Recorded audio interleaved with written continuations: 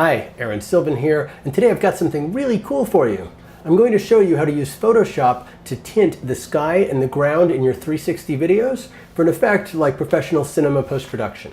Here, let's have a look. I'll open GoPro VR Player and grab a 360 video clip. When you look around this clip, you see a bright sunny day. Maybe we want to try and change the feeling of this a little bit.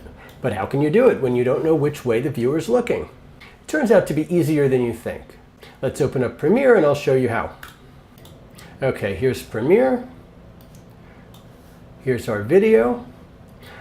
I'm going to drag the video to a timeline so it's a sequence.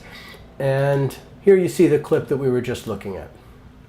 Okay, first step is to take a screen capture. You can do that using this camera icon for export frame. Give it a name. Screen cap. And now we're going to open that file in Photoshop. Okay, so the trick that makes this easy is that a good 360 video has the horizon in the exact center. So if you want to apply an effect to the ground in a 360 video, you need to mask the bottom half. I'll show you what I mean. Go to the Marquee tool, select a fixed ratio of 4:1, right? 360 video has a 2:1 ratio, so 4:1 is going to be half. And now if I select the top half, you can see this is pretty much exactly the sky here. And if we select inverse, then we've got the bottom half here. So already, if I wanted to darken those cobblestones, you can see where I'd begin, right? I would take a black color, fill the bottom, and maybe adjust the opacity. And if we hide that selection, you can see that we're partway to our goal. If I zoom into the horizon, you'll see a sharp black line right over here. So we would rather have a softer edge on this. Let's throw this layer out and start with a different approach. We'll get a cleaner result using the gradient tool. Click here. Now I'm going to give you a crash course in how the gradient tool works. Click here to activate it. And we've got two sets of stops. Stops on the top and stops on the bottom. On the bottom of this bar is color. On the left side we have black, and on the right side we have white. I'm going to change that color to black now, and you can see the gradient goes from black to black. On the top half of the gradient tool, over here and over here, we have the opacity stops. So if we set the opacity at one end to 0, then you see what happens. The gradient is black all the way across, but it goes from opaque black on the left to clear black on the right. You can also use numerics, which is very important. This location describes the position of the currently selected stop from the left to the right. I'll set the opacity to 100% again so you can see what I mean. Let's say you want the horizon line to be white, as if there's a distant fog. We're going to click on the bottom row to create a new stop. And we're going to adjust that stop to be in the exact center. Okay, I'm not going to do this by eye. I'm going to do this using the location entry field. 50% means that this opacity stop is precisely in the center. So we have black in the center. I'm going to click here and set the color white on the left, white on the right, black in the center. Now you see this small diamond? The diamond is the midpoint. If white is here and black is here, then halfway between white and black is at this midpoint diamond. You can move this to create a thin band or a wide band, depending how you look at it. Okay, I'm going to move it towards the center over here. And on this side, if I click the stop on the right, then I get this other diamond. I'm going to move that towards the center as well. And what did we say? We said we wanted a fog on the horizon, yes? So instead of black here, let's use white. And we're going to use black on the others, on the other ends. Good. Now let's create a new layer for this gradient. Here's the new layer. I'm holding down Shift to constrain this to a perfectly vertical line. There we go.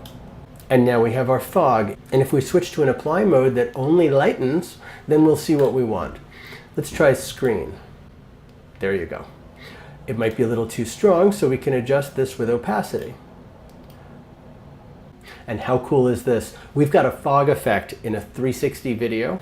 Okay, very quickly I'm going to show another example. Let's create a new layer. I'm going to hide the other one. And let's build a new gradient that uses color.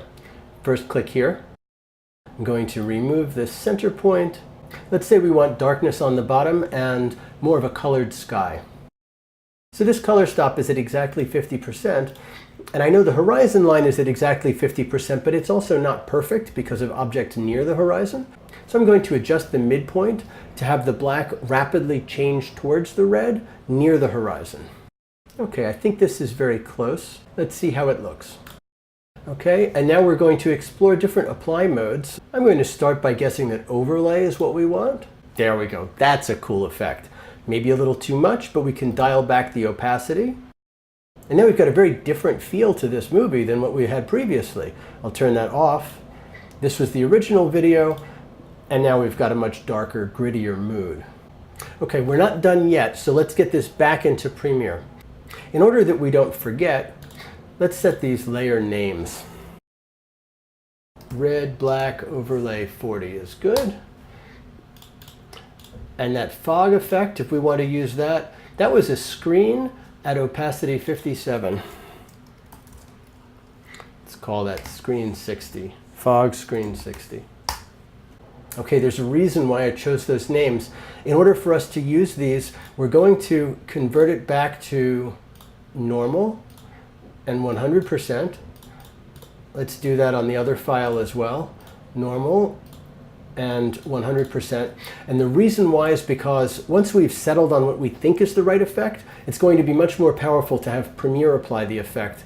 You'll see what I'm talking about next. Let's save this file and switch to Premiere. We can import our color grade test. Drop it on top.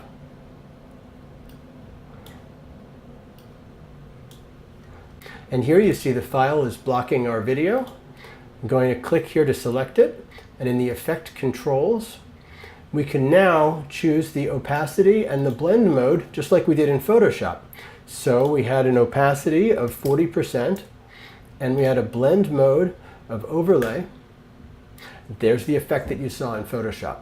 And you know what's really cool? If you have multiple 360 clips that you want to organize into one scene, and you want that one scene to share a similar color feeling, it's going to work automatically. All the 360 videos have the horizon at the center point, so this mask should work the same for other videos too.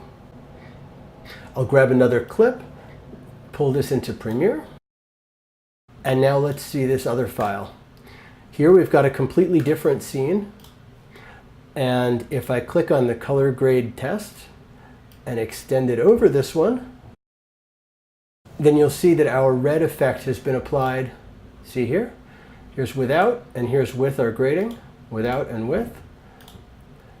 And it's been applied to both of these clips, and it worked in the same way to darken the sidewalk and give that red overlay onto the buildings in the sky. Okay, next cool step. Because these files are linked live, let's switch back to Photoshop. And suppose we change our mind and we decide that we actually do want to use that fog version instead. I'm going to change the layers so it's the fog that's visible. Save this file. And when I flip back to Premiere, and there's the fog in our 360 video. Remember, we need to change the blend mode. The fog was screen, and we had it set at a 60% opacity. So now you see the full fog effect on this clip in City Hall Park. And the fog is also applied to this clip at the Fulton Street Seaport. Let's see how this turns out when we render it as a 360 video.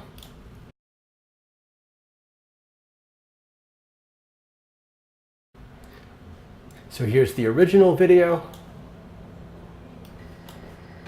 Here's the version with our fog. And if you look at the other clip, we've also got the fog in the City Hall video. and it's correctly positioned at the horizon. In case you're curious, I'll also show you the other file.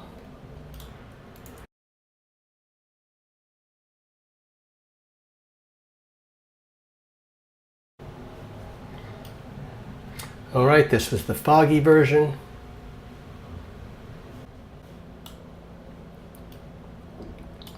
And this is the gritty version with the dark bottom, the red sky.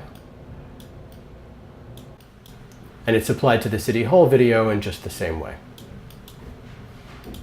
I hope you found this trick as useful as I did.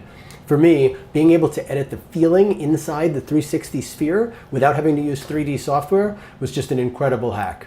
If there's anything else I can do for you, look me up.